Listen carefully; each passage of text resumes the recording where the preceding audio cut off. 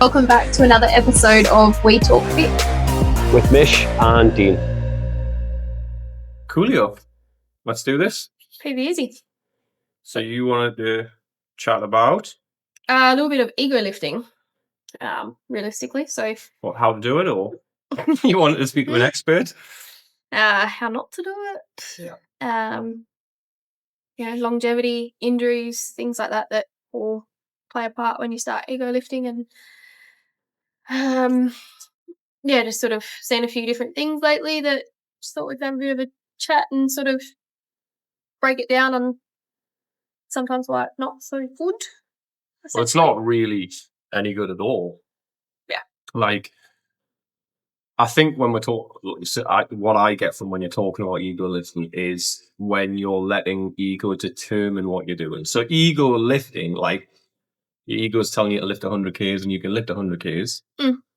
Fine. But if your ego is telling you to go beyond your capability, whether it's weights, reps, tissue tolerance, like all of those things, you can't shortcut that. No.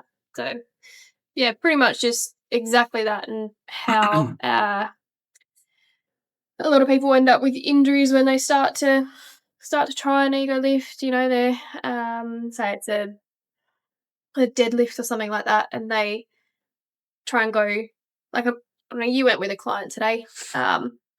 Easily could have done more than what he lifted. But it's also a PB for him, so it was beautiful, clean reps. But you also want to make sure that, you know, you're not going to, or they're not going to injure themselves in that move. So you're not pushing them beyond that. So if you kind of look at that scenario, you know, without obviously going into too much personal stuff, we've done a lot of deadlifting. We've learned the deadlift from the ground up. We've done a lot of deadlifting. We've used the trap bar as a easier version for his setup and his anatomy. By the way, I'm not saying the trap bar is easy. On weeks when we're not trying to get as much out of the lower back and the hamstrings. Very good in his push power, so quad strength, etc. So we took his trap bar deadlift today to where we've previously had a conventional deadlift. So it should be a more comfortable position for him to be in. And we sort of played around. We were doing 5x5. Yeah. So we played around with that. And I said, look, we got to 2 sets left. We got to the top sets, you know, what I would say. And I said, look, I'm really happy with 3. If it feels comfortable, we'll go to 5. So we did that for the first set. Absolutely crushed it. 20 kilos heavier than what he would do on a conventional. Now, obviously, this is going to be different for everybody. So you can't just go and quote these numbers to anyone. But so we put it up a little bit, 25 kilos heavier than his conventional deadlift. When he does his conventional deadlift, he would be strapped. Yep. He uses a hook grip strap. Yep. Whereas with the trap bar, it's got such a coarse handle on our trap bar as well. Yeah. He found the grip was not a problem at all. Yeah. So anyway, the point you're making is he crushed 3 reps at 25 kilos heavier than he's ever picked up off the floor before. Obviously, we're stoked because it's a PB. Yeah. It was very comfortable. He could have easily got the 5 reps. Yeah. Or, I say easy, again, relative. Yeah. He had 2 more reps in him. But what we decided was, it was very near the end of the session, what are we trying to achieve here? We've made such good progress. Is there any benefit in then taking it? Unless it's peak week, if you want to call it that, unless that's what you're after. Yeah. We're looking a lot further down the line. So we sort of said, look, we're so far ahead. Awesome PB, heaviest thing you've ever picked up. Amazing, tick, tick, tick, tick, tick. What are we going to get from really pushing that threshold today? He was obviously stoked, understood what I was saying. But you don't do that every week either. No, you don't do that every week. And there's going to be weeks when I probably want you to try and grind that last failure rep out. I'm still with him because it's like, again, I'm talking about one scenario, so it's not applicable to everybody. I'm still using the conventional deadlift as where I really want to test things. Yeah. So yeah, lots of variables in there, but like you say, it's probably erring slightly. Obviously, being a trainer and duty of care, it's erring slightly on the side of caution rather than pushing that threshold too far. Yeah. Yeah. So, and you're not trying to push that threshold every single week either, though. Like,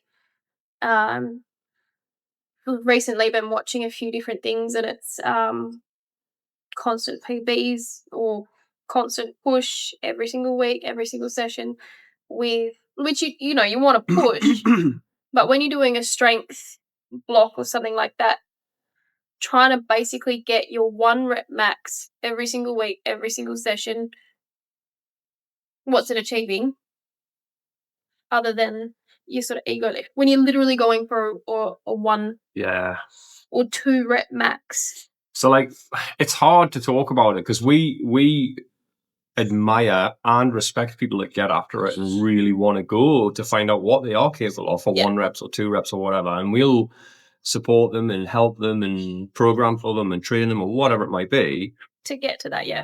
But it's but you don't test every single week. You don't do it every single week, which is what I've been watching a lot of lately. So it's cyclical. Like we will have weeks ourselves when we do that, but we've obviously done an episode previously on recovery, and that's kind of what we were getting at. You can't redline all the time. Mm-hmm. Something is going to give. Yeah. And 9 times out of 10 or whatever the data would say, it's probably going to be an injury. Mm-hmm. You know, even from obviously my stuff over the last couple of weeks, I think I did my first sort of weighted session yesterday after the best part of 2 weeks with doing very little because of that glute injury from a deadlift. Now, again, I'm not blaming the deadlift. No. You can't inherently blame an exercise for problems. It's how you performed it, or you tried to do something that was outside of your... That's exactly what I did. Yeah. And you could probably argue there was a bit of ego in there to an extent. Yeah. So it's feeling good. I go for a couple more, and then you're like, oh, shit, I wasn't ready for that. And look, hindsight's obviously a wonderful thing too.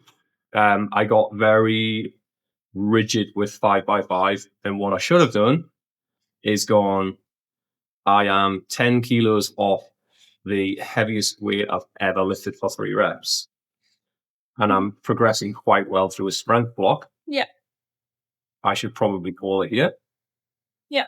Next week, I'll be able to take a slight progression again, or hit the same again and then progress or whatever. And what I did do is go, actually, I'm going to make a progression by hitting 2 more reps. Yeah. I did the 2 more reps, and I ground them out beyond what I'm happy to let my technique go to. Oh yeah. Yep. So I will obviously, when you get into your PB weights, especially with the deadlift or a squat, there's going to be slight changes in technique. Slight. Yeah, but not to the detriment of your body. It's not to the detriment of your your structure and your ability of being able to lift it. Yeah. So like I say, hindsight's always wonderful. And I've learned that thing, So I probably should have done the same thing with myself as what I did with my client. Yeah. Yeah. So it happens, and you can't avoid everything. And if you try and try and wrap yourself in cotton wool from everything, you're not going to get anywhere. You're not going to make progress. So it's a fine balance. It is a fine line. It is a fine line. But when you sort of seen a few different things, we sort of doing a squat or a deadlift. I'm going to say which, but you're going for your heaviest weight. You might be trying to do 2 reps, 3 reps, or whatever, but you've actually got no stability in your feet. Your base of support is moving throughout the heaviest reps that you're doing. Yeah. As well. And when that is letting your ego come in, because you're not stable in the movement as it is. You pull the weight up, or you're pushing away from the floor, and then all of a sudden you're doing this with a bar on your back, or you're doing that with the bar in front of you, okay, cool. Yeah, you lifted that weight off the floor, or you've pushed that weight, through your 3 legs in a squat, but it's not going to be long until you end up with a massive injury because you're not even able to stand. I mean, that goes back to what we try and teach as well. Like that's like fundamentals of stability. If you're not stable, then you shouldn't really be loading it. Load it within the range that you're stable in, and use other tools to try and gain more range, then get stable in that bigger range. And we've talked about regressions and progressions of the deadlift, but that's essentially what we're talking about. And you're talking about loading it in a position that they're not capable of holding. Yeah, it's a worry.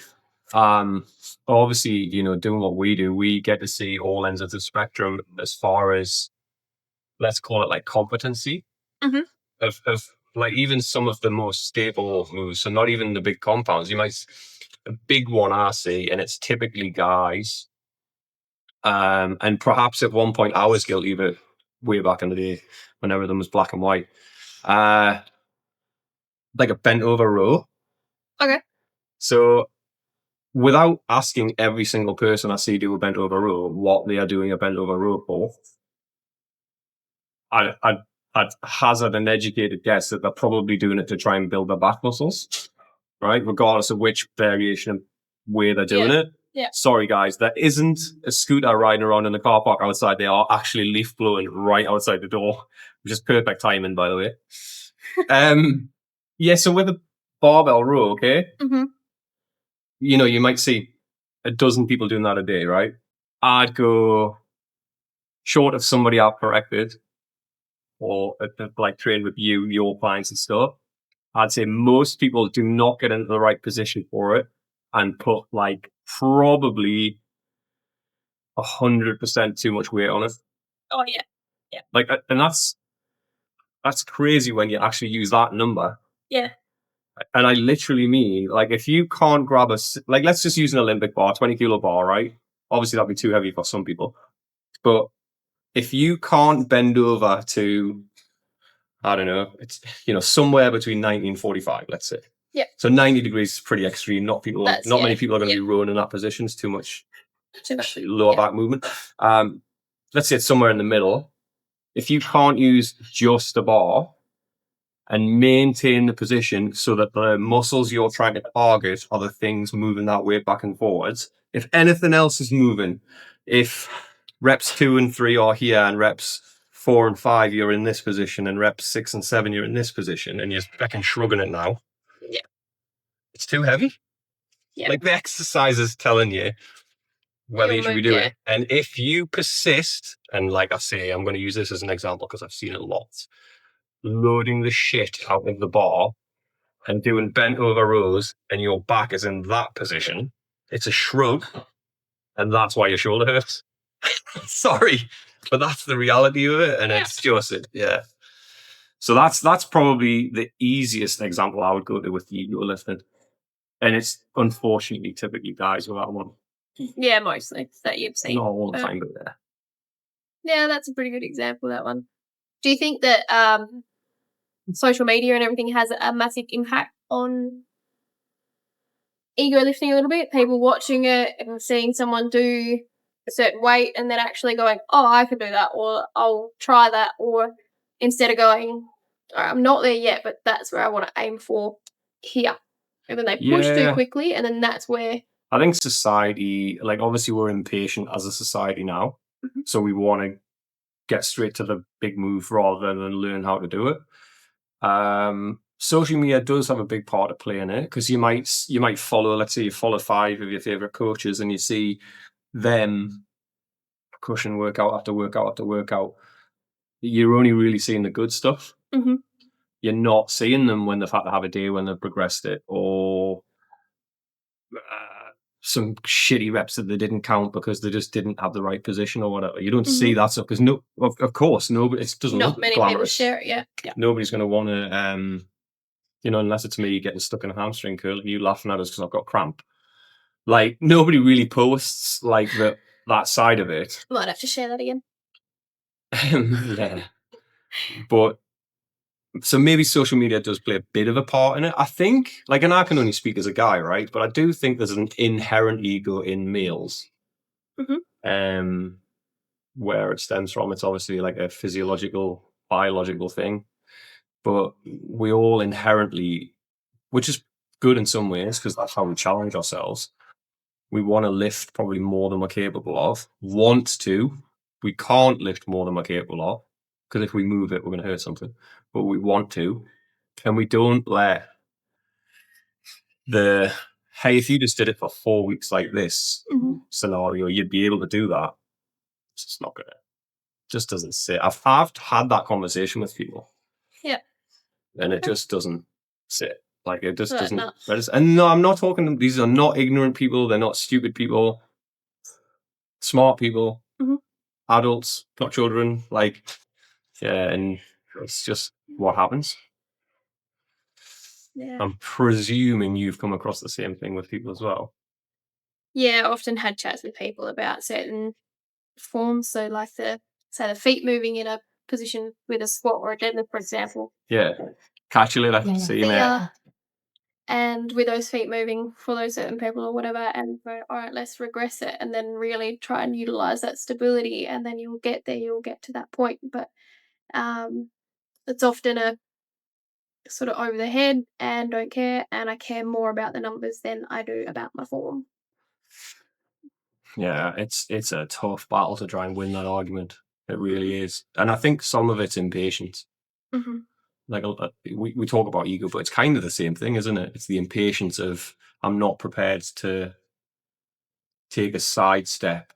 People think it's a backward step if they take the weight off. Yeah. I mean, there is the age-old like stereotype that all trainers are going to tell you to back the weight right off, because we do typically, but it's because we're trying to teach you the technique. Yeah. Yeah, like I have different ways of trying to have that message with people, and it's good, actually good at the minute, because like because like this, the people in here, for instance, that see us training and know where we're at and what we're doing, and people that watched the podcast last week, like they'll know where I'm at with my stuff more or less, and they'll be like, right, okay, why are you not? And I'm like, this, and then I'll tell them that, and it's a good reference point for the whole ego thing. Yeah. Hopefully, sharing it, people can realize that even people that can deadlift really well with good weight, are still taking it close to a threshold. So, but yeah, like the number of times, like the bench press would be the other one. Yeah, that was. But learn. I mean, the difficulty with the bench press is like, and some of those big moves, if you're looking for numbers, then that's you going want to to look for determine numbers, and you want to do that, but you don't want to do it like at the expense of then now being out for 8 weeks because you've injured yourself. For what? So the good one I use, and again, it's typically guys, not not all the time, but mostly, I'll say, right, how much have you ever seen me bench press? Now, I don't bench numbers wise an awful lot because I'm not really interested in, but what I do want is a good chest and good shoulders and good arms and function. So like I'll say to people, I know a lot of people that can bench a lot more than me and they don't have a chest as good as me. So what's the difference, right? I've learned how to move the muscles the right way. They've somehow become efficient at moving numbers, and the two things aren't the same. So if you're in a gym to build how you look with strength, do you need to chase the numbers as much? So not that's not as quickly. Yeah. I mean, obviously the numbers are going to have to progress because you need the overload, but that's a good one, and I've used that loads, and like I could literally name names. People that, like I say, would lift a lot more than me, but my chest would be far, and I'm not a big guy, but my chest would be far more aesthetic and sculpted because of the way I'm letting the muscles do the work. And what you want to achieve, then the numbers won't give you the results. That's not what's happening. Yeah. No, not 1 rep max PBs. No, that's your strength. Yeah. And obviously, if it's competing and stuff, then the numbers matter more. But yeah. It's just been a very interesting sort of last couple of weeks, seeing a few of those different different things that I mentioned, and I think the greatest ego check in the world is an injury, unfortunately. And it sounds horrible because I never want to see anybody injured because it's very, very hard in here when you can't do what you want to do. what you want to do, or what you have been able to Even do. if it's for a short space of time. Mm. Don't let ego dictate. Be aware of it. Be aware of it. Let it push you. Yeah, But absolutely. don't let it Don't make the choice for you, I think, is where I would go with it. Don't let it stop you from, chasing those numbers if that's what you want, but don't do it at detriment of becoming injured. Yeah. Push for it, push yourself to where you can, but make sure you're doing the exercise properly for starters. Yeah. And you're stable.